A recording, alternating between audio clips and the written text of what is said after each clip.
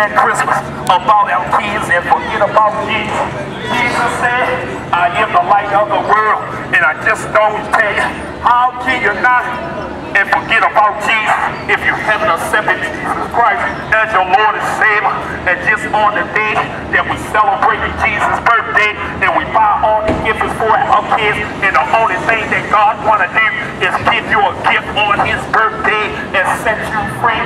God asks, if you haven't been saved and you haven't accepted Jesus Christ as your Lord and Savior, give God the best gift. Let God give you the best gift in the world. Right on his birthday, he gave you a gift of salvation.